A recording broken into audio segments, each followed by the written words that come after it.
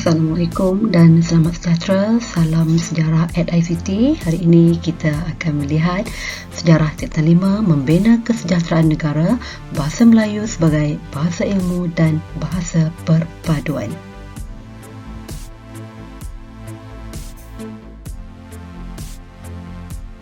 Baik murid-murid, bahasa Melayu telah diiktiraf sebagai bahasa kebangsaan dan bahasa rasmi. Apa yang anda faham dengan istilah berikut? Bahasa Melayu sebagai bahasa ilmu. Ini merujuk kepada bahasa yang mampu menjadi perantaraan bagi penyampaian ilmu, pengetahuan sehingga peringkat tinggi. Manakala bahasa Melayu sebagai bahasa rasmi merujuk kepada bahasa yang digunakan dalam situasi rasmi seperti pentadbiran, pendidikan, perdagangan dan kehakiman. Cintai bahasa kita, bahasa jiwa bangsa. Baiklah murid-murid, bagi menguji sejauh manakah pengetahuan anda berkaitan dengan bahasa kebangsaan, jom kita buat latihan yang pertama. Terangkan usaha yang dilakukan untuk memartabatkan bahasa kebangsaan. 4 markah. Contoh jawapan.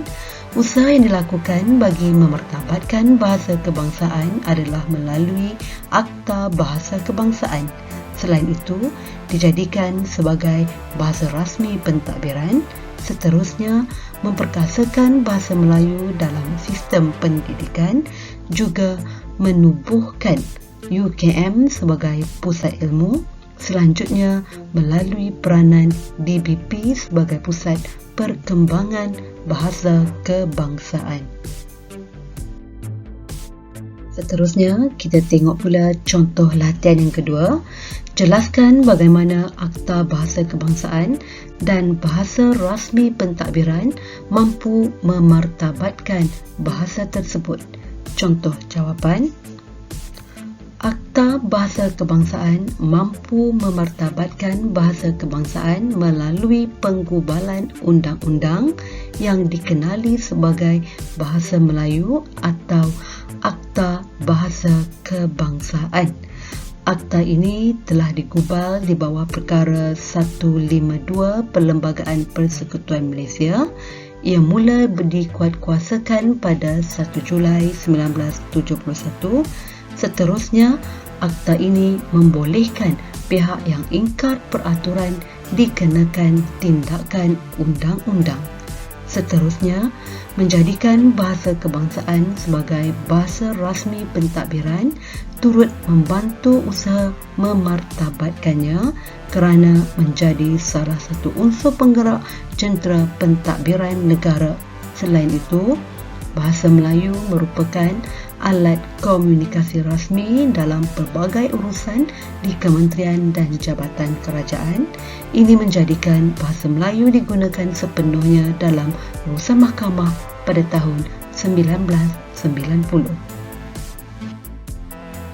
Kita lihat pula contoh latihan yang ketiga, bagaimana sistem pendidikan, penubuhan UKM dan DBP mampu memartabatkan bahasa kebangsaan. Contoh jawapan. Sistem pendidikan mampu memartabatkan bahasa Melayu dengan pembukaan sekolah menengah kebangsaan yang menggunakan bahasa Melayu sebagai bahasa pengantar. Sebagai bahasa pengantar, ia dapat memupuk semangat kekitaan dan bersatu antara murid.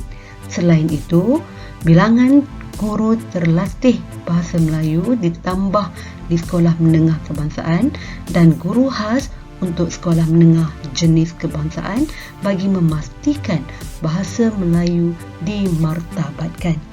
Manakala penubuhan UKM merupakan usaha untuk memartabatkan bahasa Melayu sebagai bahasa ilmu.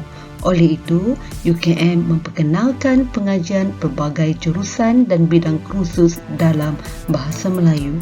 Tambahan pula, ada pengiktirafan terhadap tokoh UKM seperti Muhammad Haji Saleh dan Siti Zainul Ismail sebagai sastrawan negara membuktikan kejayaan UKM sebagai pusat keilmuan bahasa Melayu. Seterusnya, Penubuhan DBP memang bertujuan untuk memartabatkan bahasa Melayu sebagai bahasa rasmi dan bahasa ilmu. Ini terbukti melalui peranan DBP dalam memupuk perpaduan masyarakat berbilang kaum di negara ini. Selesai sudah 3 latihan, diharapkan anak-anak murid dapat mencatat fakta dan huraian untuk membuat ulang kaji. Sekian dulu daripada kami. Terima kasih. Moga bermanfaat untuk semua. Assalamualaikum warahmatullahi wabarakatuh. Selamat sejahtera.